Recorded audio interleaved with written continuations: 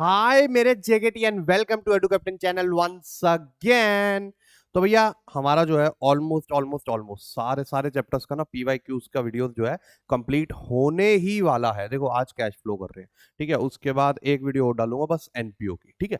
अब बात रही कंप्यूटराइज्ड अकाउंटिंग की, सर कंप्यूटराइज्ड अकाउंटिंग भी करवा दो। देखो कंप्यूटराइज्ड अकाउंटिंग के आपको नोट्स प्रोवाइड करवा दूंगा मैं, ठीक है जी। मेरे टेलीग्राम चैनल पे जाना, वहां पर लिंक डला हुआ है, दोबारा डालूंगा। उसमें आपको हर एक चैप्टर के पीवाईक्यूज मिलेंगे, जो मैंने एक्स्ट्रा टॉपिक करवाए हैं उनके नोट्स मिलेंगे, कंप्यूटराइज्ड अकाउंटिंग के नोट्स विद क्वेश्चन मिलेंगे। और बिलीव मी, एक बार आपने वो कर लिए ना तो भाई दोबारा आपको कुछ कंप्यूटराइज्ड अकाउंटिंग का कुछ भी नहीं करना। बिलीव, ये बस मेरे पे भरोसा रखकर जो है आप लोग चले जाना, सिर्फ वो सेट ऑफ क्वेश्चंस कर लेना।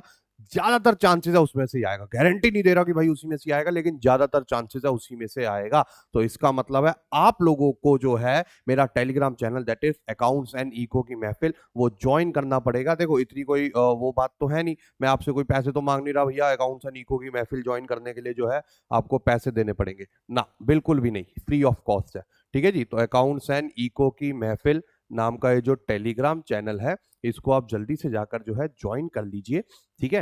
एंड देन वहां मिलते हैं, वहां पर बात करते हैं, वहां पर क्वेश्चन शेयर कर रहा हूँ, वहां पर डेली क्विजेज हो रही है, वहां पर प्राइज डिस्ट्रीब्यूट हो रहे हैं क्विज जीतने वाले को। तो प्लीज जल्दी से आइए, वहां पर मिलेंगे, बातें करेंगे भैया, बहुत कुछ करेंगे, क्योंकि लास्ट डेज रह गए हैं और आपको पता है आप बोर्ड देकर आ रहे हो तो लास्ट डेज में ऐसी चीजों की बहुत ज्यादा रिक्वायरमेंट होती है जहां पर एक मेंटर हो, जहां पर एक गाइड हो कि सर अब हम क्या करें, सर ये प्रॉब्लम आ रही है, सर मेरे को वो प्रॉब्लम आ रही है। वो सब के सॉल्यूशन मैं आपको टेलीग्राम चैनल पर देने वाला हूं, ठीक है। चलो तो आज का हमारा टॉपिक क्या है, कैश फ्लो स्टेटमेंट। अब वो कैश फ्लो स्टेटमेंट के हम क्वेश्चंस करते हैं, सारे प्रीवियस ईयर क्वेश्चंस होंगे, बहुत मजा आने वाला है, ध्यान से देखना। बहुत इंपॉर्टेंट चैप्टर है, बिलीव मी, बहुत ज्यादा इंपॉर्टेंट चैप्टर है, ठीक है।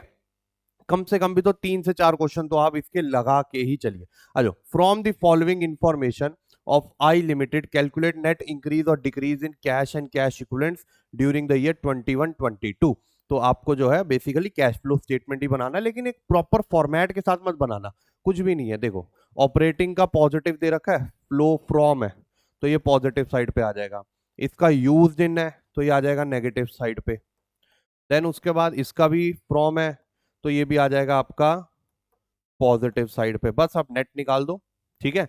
तो 2 2 4 कट गया, 35 35 कट गया, आंसर आ जाएगा 35,000 पॉजिटिव, ठीक है जी। तो इंक्रीज होगा 35,000 से, तो आंसर हो गया डी पार्ट 35,000 इंक्रीज, 35,000 इंक्रीज। भैया पॉज करो वीडियो, अपने आंसर करो, देन मुझे कमेंट में बताओ मेरे इतने ठीक है भैया, इतने गलत हैं, ये आपने ये अप्रोच गलत लिया है इस क्वेश्चन की, ये आंसर ऐसा होना चाहिए था, वैसा होना चाहिए था। जो भी जैसा भी आप लोगों को जो है बात करनी है कमेंट में करो, नहीं तो टेलीग्राम चैनल तो है ही, ठीक है।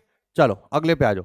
From the following, from among the following, choose the item which would be mentioned in financing activity also.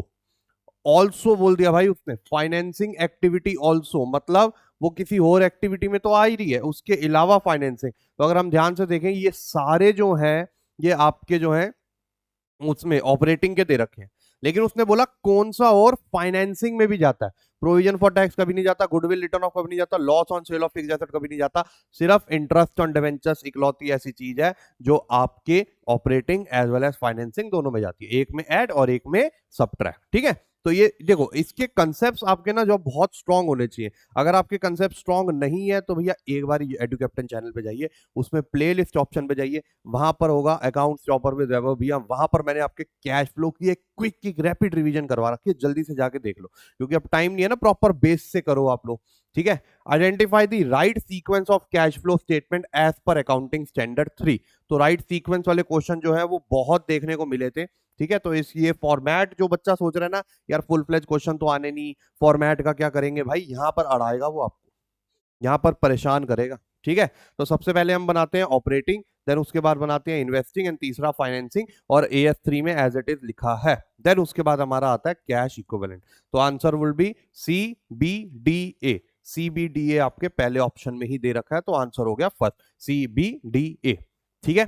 चलो जल्दी से अगले पे आते हैं। State whether cash withdrawal from bank will be classified under which kind of activity. तो जो cash withdrawal from bank है वो कौन सी एक्टिविटी में जाएगा, आ जाओ देख लेते हैं। कैश विड्रॉल फ्रॉम बैंक तो है, नो कैश फ्लो है, क्योंकि कैश एंड बैंक दोनों ही कैश इक्विवेलेंट का पार्ट होते हैं। और हम कभी सिर्फ कैश का नेट इंक्रीज डिक्रीज नहीं देखते, हम कैश एंड कैश इक्विवेलेंट का नेट इंक्रीज और डिक्रीज देखते हैं। तो ये टेक्निकलिटी अपने पास रखना, ठीक है जी, अपने अंदर रखना, क्योंकि ये आपसे वो पूछेगा। तो अगर आप घर पे छोड़ के जाओगे ना ये टेक्निकलिटीज को, अरे ये क्या cash withdrawal from bank, cash कम हो रहा है ना, फिर गलत हो जाएगा आपका scene. Match list one with list two. तो अब list one with list two, अब देखो कैश फ्लो में भी वो मैच द फॉलोइंग वाले डाल रहा है, ठीक है। तो जिन बच्चों को वो था ना प्रॉब्लम थी या उनके माइंड में क्वेश्चन रेज हो रहा था कि सर कैश फ्लो में कैसे क्वेश्चन आएंगे, सर प्रैक्टिकल तो इतने देगा नहीं, क्योंकि भैया 60 मिनट में 40 क्वेश्चन अटेम्प्ट करने, 50 क्वेश्चन रीड करने, इतना पॉसिबल नहीं है कि वो सारे प्रैक्टिकल दे रहे, फिर तो हम फंस जाएंगे। खासकर कैश फ्लो जैसे में, क्योंकि उसमें तो एक एक प्रैक्टिकल में कम से कम 3 से 4 मिनट तो लग जाता है। तो वो ऐसे क्वेश्चन भी डालेगा। कैश एंड कैश इक्विवेलेंट आपका किधर जाएगा, इसमें आ गया आपका डिमांड डिपॉजिट्स, वो कैश एंड कैश इक्विवेलेंट का पार्ट होते हैं। इन्वेस्टिंग एक्टिविटी में क्या जाने वाला है आपका, परचेज ऑफ इक्विपमेंट, ठीक है। तो ए का 2 बी का 1, ए का 2 बी का 1 जो है एक ही ऑप्शन में दे रखा है, दैट इज सेकंड ऑप्शन, तो मैंने आगे देखा भी नहीं। अगले पे आ जाओ, how will you treat the following items while making cash flow statement. अब पर्टिकुलर्स में आपको जो है प्रोविजन फॉर टैक्स दे रखा है, ठीक है, 2021 का है, 2022 का है। अब आपको बताना है, देखो हमें पता है अच्छे से, जब भी प्रोविजन फॉर टैक्स दे दे और कोई इंफॉर्मेशन गिवन नहीं है, तो हम क्या करते हैं, ये जो प्रीवियस ईयर का है ये सब्ट्रैक्ट होगा, करंट ईयर का ऐड होगा, क्योंकि हम एज्यूम करते हैं पिछले साल वाला पे करा होगा और इस साल वाला नया प्रोविजन बनाया। तो 35,000 will be added and 30,000 will be subtracted. अब देख लो एक इस क्वेश्चन में 35,000 added in operating and 30,000 will be deducted from operating activity. तो आपका ऑप्शन ए हो गया, आपका ऑप्शन ए हो गया।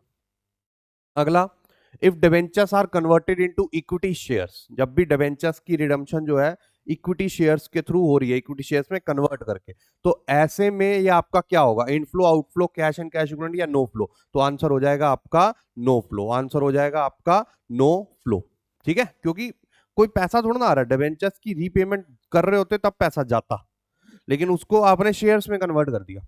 If net profit made during the year are 50,000, आपने नेट प्रॉफिट कितना बनाया, 50,000 रुपए, and bill receivables have been decreased by 10,000 during the year, then cash flow from operating activity will be, आपने 50,000 कमाया, ठीक है।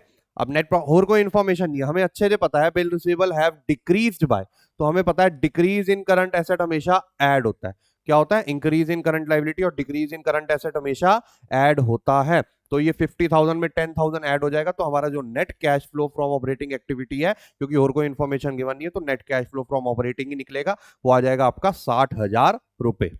Similarly net profit earn during the year is 1,00,000 रुपए, 1,00,000 रुपए आपने कमाया, बिल रिसीवेबल थे बिगिनिंग में और एंड में 20 और 40 रिस्पेक्टिवली, अब बढ़ रहे हैं आपके, इंक्रीज इन बीआर हो रहा है, जो कि हो रहा है आपका 20,000, तो ये माइनस होता है, करंट एसेट जब भी बढ़े बिल रिसीवेबल है तो वो माइनस होगा, तो मतलब 1,00,000 में से 20,000 माइनस कर देंगे, 80,000 विल बी योर आंसर, जो net cash flow from operating activities आ जाएगा। समझ गए, तो अगेन कंसेप्ट फॉर्मेट ये अच्छे से आता होगा तो कैश फ्लो के 3 से 4 क्वेश्चन 15 से 20 नंबर का जो पेपर कैश फ्लो से बनने वाला है वो पक्का कर पाओगे। अगले पे आ जाओ, sale of copyrights are considered as a part of, sale of copyrights किस में जाते हैं, सेल ऑफ कॉपीराइट जाते हैं आपके इन्वेस्टिंग एक्टिविटी में, क्योंकि copyright is your fixed asset, intangible fixed asset, तो वो कहां जाएगा आपका इन्वेस्टिंग एक्टिविटी में। अगला, match list one with list two in context of cash flow statement, देखो अगेन मैच द फॉलोइंग का आ गया, सेल ऑफ फिक्स्ड एसेट जाएगा आपका inflow of investing, inflow investing, A का 2 3 ऑप्शन में, purchase of goodwill, goodwill purchase करते हैं तो आउटफ्लो इन फाइनेंसिंग, बी का 4, ए का 2 और बी का sorry outflow in investing, sorry my bad, outflow in investing, तो परचेज ऑफ गुडविल हो जाएगा आउटफ्लो इन इन्वेस्टिंग एरा, ए का 2 बी का 3, ए का 2 बी का 3 एक ही ऑप्शन में हमें दिख रहा है, ठीक है, उसमें टैक्स पे आउटफ्लो इन ऑपरेटिंग हो जाएगा एंड डिविडेंड पेड आपका inflow in sorry outflow in financing हो जाएगा, ठीक है। तो आई होप यहां तक जो है आपको क्लियर है। अगेन देखो कंसेप्चुअल बात चल रही है यहां पर, how will you deal with increase in balance of securities premium reserve while preparing a cash flow statement, ठीक है, आप इनके साथ कैसे डील करोगे, इसके आगे ऑप्शन है कि यही है, यही है, आ जाओ। How will you deal with increase in balance of securities premium reserve while preparing a cash flow statement. जब भी आपका सिक्योरिटीज प्रीमियम रिजर्व बढ़ता है, सिक्योरिटीज प्रीमियम रिजर्व बढ़ने का सिर्फ एक ही रीजन है, या तो आपने शेयर्स या तो डिबेंचर्स आपने प्रीमियम पे इशू करे हैं। तो शेयर्स या डिबेंचर्स में जब कोई एक चीज प्रीमियम पे इशू करते हो तो वो जाएगा आपका फाइनेंसिंग एक्टिविटी में, कैश फ्लो फ्रॉम फाइनेंसिंग में जाता है। सिक्योरिटीज प्रीमियम रिजर्व जब भी बढ़ रहा हो तो ये बात याद रखना। अगला, how will you deal with increase in balance. अच्छा ये रिपीटेड हो गया, दिस वन इज रिपीटेड। उसके बाद arrange the following items in a sequence while preparing cash flow. तो आप जब सीक्वेंस में कैश फ्लो बनाते हैं तो ये क्या सीक्वेंस, आप देख लो, फॉर्मेट याद नहीं तो दिक्कत हो जाएगी। तो net profit before tax and extraordinary item सबसे पहले होगा, ठीक है, या net profit for the year होगा। Net profit for the year तो दिया नहीं। फिर उसके बाद आता है आपका operating profit before working capital changes, फिर ऑपरेटिंग आता है, फिर इन्वेस्टिंग आता है और फिर फाइनेंसिंग आता है। तो डी ए की ऑप्शन में दे रखा है, फिर सी, बी और E is your correct order to solve cash flow statement. अगला, on 1 April 2020 the balance of furniture of ABC limited was 20,000। कितना था? 20,000। During the year furniture costing 40,000 was sold at a gain of 3,000। Depreciation was charged on it ₹5,000। Balance of furniture on 31/3/2021 was 28,000। The amount of furniture purchase was, चलो आ जाओ। तो balance of furniture opening का कितना balance है? 20,000। आपने 4,000 का बेचा eight a gain of 3,000, costing 4 eight a gain of 3, तो 7,000 में बेचा होगा। Depreciation was charged on it was 5,000। बना ले एक बार इसमें फर्नीचर अकाउंट, क्योंकि बेस्ट हमारा तरीका हम वही जानते हैं। अब किसी को अगर नॉर्मल फॉर्मूला लगा के आता है तो वो भी कर सकता है, उसमें कोई प्रॉब्लम नहीं है, बट जिस चीज में हम कॉन्फिडेंट है वही करें। Will hardly take few seconds. ठीक है, अब ओपनिंग बैलेंस आपका यहाँ आता है। अब ये तो नहीं है कि प्रॉपर फॉर्मेट प्रॉपर ही आपको बनाना है, एक रफ भी चलेगा। ठीक है, ओपनिंग बैलेंस है 20, क्लोजिंग बैलेंस है 28। उसने बोला उसने बीच में बेचा भी 4 का 3 के गेन पे, तो 7, और गेन हमारा यहाँ आता है, हमें पता है। उसके बाद उसने बोला डेप्रिसिएशन भी लगाई गई थी इस पे 5,000 रुपए, तो ये 5,000 भी आ जाएगा यहाँ पर। ठीक है, अब निकाल दो the amount of furniture purchase. तो यहाँ पर देखो, 8 8 और 4 12, 12 और 5 हो गया आपका 17,000। तो परचेज की वैल्यू कितनी आ जाएगी आपकी? 17,000 रुपए। ठीक है, और एक बात का ध्यान रखना, इसमें परचेज मांगा, कई बार ना बच्चे जल्दबाजी में परचेज कर देते हैं। अगर उसने क्वेश्चन में यहाँ पर नेट फ्लो फ्रॉम इन्वेस्टिंग मांग लेता तो 17 - 7 करना पड़ता आपको। ठीक है, तो इस बात का ध्यान रखना। ठीक है, अगले पे आ जाओ। Limited sold machinery having a book value of 25 on which accumulated depreciation 5 had been charged at a profit of 3,000, the cash flow from investing। अब यहां पर एक बात ध्यान देने वाली है, उसने ऑलरेडी बुक वैल्यू दे दी है, तो हमें एक्यूमुलेटेड डेप्रिसिएशन उस पर लगाने की जरूरत नहीं है। हम सीधा 25 पे 3 ऐड कर देंगे, 28,000 हमारा इन्वेस्टिंग एक्टिविटी से पैसा आ जाएगा, कितना मिला, क्योंकि एक ही एंट्री है तो उसी हिसाब से। कई बच्चे 25 - 5 20 + 3 23,000, देखो ऑप्शन में दे रखा है। ऐसे में ना बच्चों का क्या होता है कि कॉन्फिडेंट हो जाते हैं कि भाई मेरा आंसर ऑप्शन में आ गया, ये सही होगा, तो वो क्या करते हैं, रिवीजन भी नहीं करते। तो मेक श्योर रिवीजन, सबसे पहली बात, एक एक शब्द आपने ध्यान से पढ़ना है, एक एक शब्द। ठीक है, अगले पे आ जाओ। Arrange the following into correct sequence while computing cash flow from operating activities. तो आपने कैश फ्लो फ्रॉम ऑपरेटिंग निकालना है। आप देखो, कैश फ्लो फ्रॉम ऑपरेटिंग अगर फॉर्मेट नहीं पता तो डब्बा गुल हो जाएगा कि नहीं हो जाएगा। ठीक है, तो आ जाओ। तो सबसे पहले क्या करेंगे, net profit before tax and extraordinary item. इससे पहले ये वाला होगा, calculate the difference between opening and closing statement in PNL, तभी तो पता चलेगा net profit for the year. फिर before tax and extraordinary item निकलेगा। ठीक है, compute operating profit by making adjustment for working capital changes. इसका मतलब पहले आपको ये निकालना पड़ेगा बिफोर वर्किंग कैपिटल चेंजेस, फिर आपको ये निकालना पड़ेगा। ठीक है, फिर कैश जनरेटेड और ये निकालना पड़ेगा। तो आपका हो जाएगा CAB।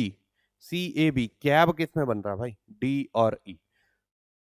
Again format, if a business purchases fixed asset of 2 lakh by paying 20,000 as down payment and balance through loan, in cash flow statement it will be shown 2 lakh का उसने एसेट खरीदा, पैसा कितना गया लेकिन अभी एसेट खरीद के? सिर्फ 20।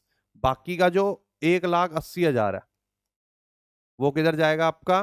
फाइनेंसिंग में, क्योंकि वो लोन करवा लिया उसने। ठीक है, लेकिन बात ये आती है कि बैलेंस थ्रू लोन, उसने ये नहीं बोला कि बैलेंस बाद में देगा, उसने बोला बैलेंस तो उसने लोन करवा लिया ना, मतलब लोन ले लिया उसने, पहले लोन लिया फिर उससे पेमेंट करी है उसकी। ठीक है, तो अगर हम ध्यान से देखें तो in cash flow statement it will be shown in operating का, तो देखो कोई लेना देना नहीं है इसमें। ठीक है, इन्वेस्टिंग तो है ही है, इन्वेस्टिंग एंड फाइनेंसिंग एक्टिविटी। तो 2 लाख में से 20,000 तो वो पे कराया, तो इन्वेस्टिंग तो 100% है, एंड बैलेंस थ्रू लोन। अब अगर हम बैलेंस थ्रू लोन की बात करें तो इसका मतलब है कि अभी उसने पेमेंट नहीं करी है एज इन। ठीक है, या फिर हम ये मानेंगे यहां पर कि उसने जो है लोन लिया पहले और फिर पेमेंट करी है, तो इसका मतलब ये इन्वेस्टिंग एंड फाइनेंसिंग में आ जाएगा, बैलेंस थ्रू लोन। ठीक है, देखो दो तरीके होते हैं, एक होता है कि डाउन पेमेंट करके, अगर वो डाउन पेमेंट यहां पर वर्ड यूज कर रहा है तो इसका मतलब है बाकी का जितना ही पैसा है उसने नहीं दिया, बाकी का जितना ही पैसा उसने नहीं दिया, बट बात यह आ जाती है कि उसने लोन भी लिखा हुआ है। तो हम नॉर्मली लोन वर्ड लिखते नहीं है, या तो फिर वो जिससे मशीनरी खरीद रहा है, फिक्स एसेट खरीद रहा है, उसी से उसने लोन करवा लिया, तो ऐसे में अभी फाइनेंसिंग में नहीं आएगा, क्योंकि टेक्निकली कोई आपका इनफ्लो या आउटफ्लो नहीं हुआ, बाकी के 180 के बजाय तो मशीनरी आई है ना, इस 20 में तो एक्चुअली में आउटफ्लो हुआ है, तो इसका मतलब है करेक्ट आंसर वुड बी, अभी के लिए ये सिर्फ इन्वेस्टिंग एक्टिविटी में जाएगा। किस में जाएगा? सिर्फ और सिर्फ इन्वेस्टिंग एक्टिविटी में जाएगा। समझे आप ये बात? नहीं समझे? बहुत टेक्निकल था ये।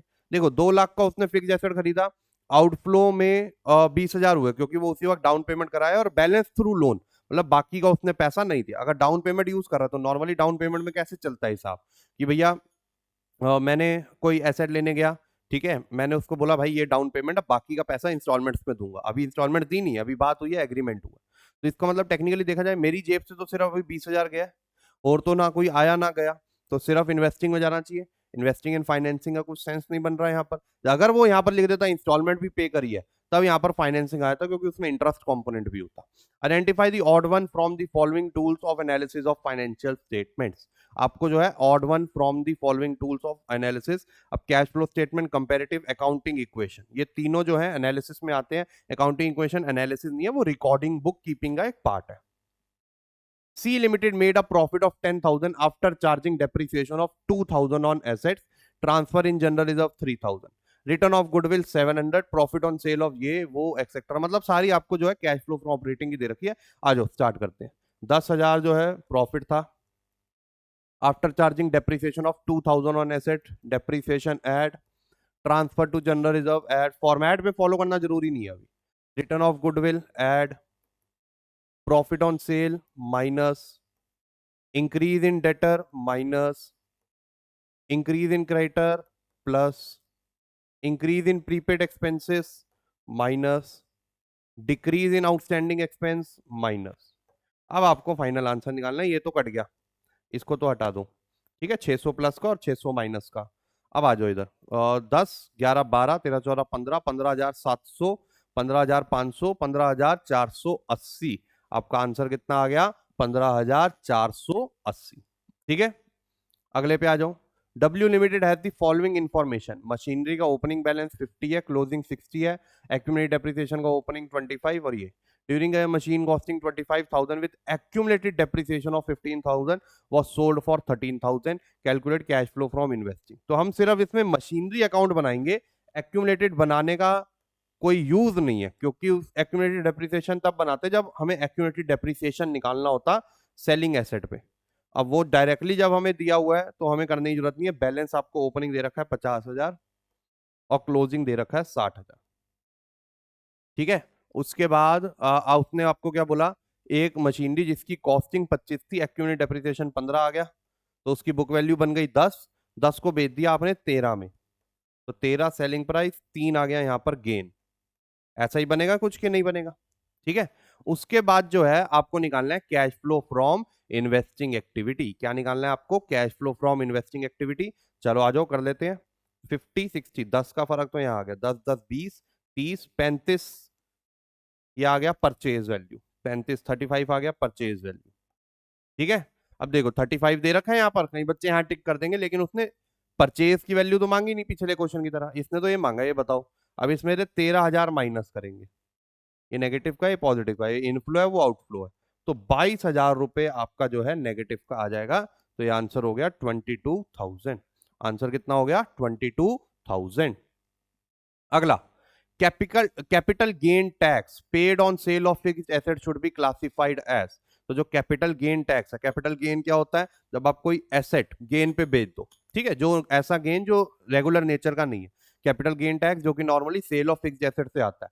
तो अगर सेल ऑफ फिक्स्ड एसेट आपका इन्वेस्टिंग में जाता है तो कैपिटल गेन टैक्स भी उसका इन्वेस्टिंग पे ही जाएगा। तो कैश आउटफ्लो क्योंकि पे कर रहे हो फ्रॉम इन्वेस्टिंग एक्टिविटी।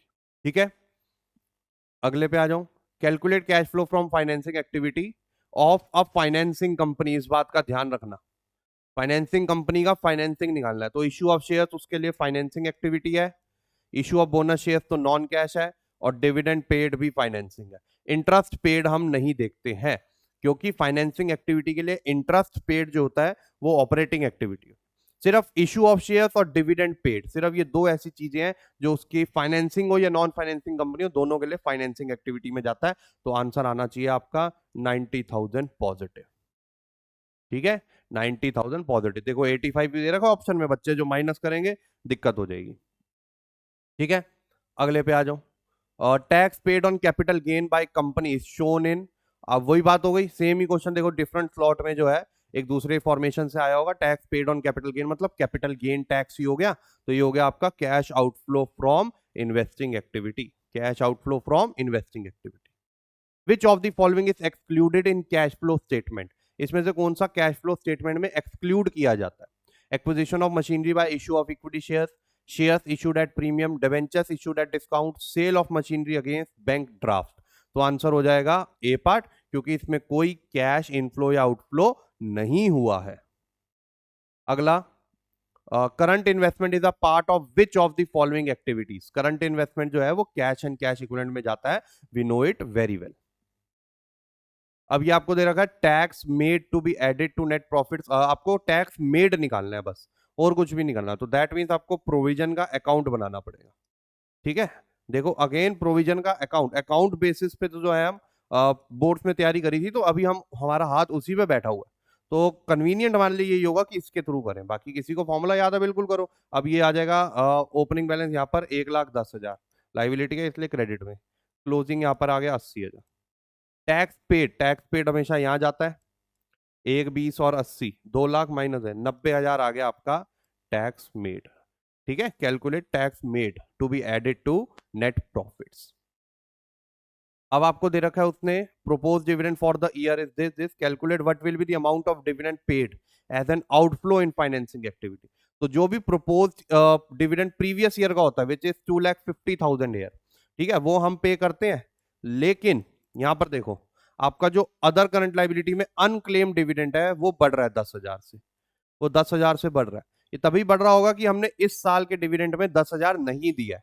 तो इसका मतलब 250 देना था जिसमें से 10 नहीं दिया। तो हमने दिया कितना होगा? 2,40,000। हमने कितना दिया होगा? 2,40,000। ठीक है, अगले पे आ जाओ। Cash equivalents refers to, cash equivalent का मतलब क्या होता है? इसमें क्या क्या आते हैं? डिमांड डिपॉजिट विद बैंक आ जाएगा, बिल्कुल आ जाएगा।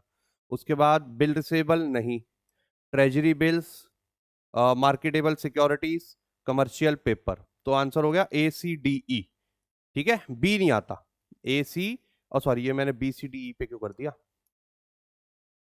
ए सी डी ई, क्योंकि ये आपने बीएससी में पढ़ा होगा। ट्रेजरी बिल और कमर्शियल पेपर ये मार्केटेबल शॉर्ट टर्म सिक्योरिटीज होती है। अगला, identify the cash transaction from the following. अब इसमें से कौन सी कैश ट्रांजैक्शन है? पहला तो नहीं है, मशीनरी खरीद रहे हैं प्रेफरेंस शेयर देकर। Redemption of debentures by issue equity shares, issue of debentures as collateral, and purchase of land by taking loan. तो आंसर हो जाएगा आपका purchase of land by taking loan. Loan लिया, पैसा आया, फिर वही दे दिया, वो पैसा गया, ऐसा type. Calculate and state the nature of activity under cash flow statement.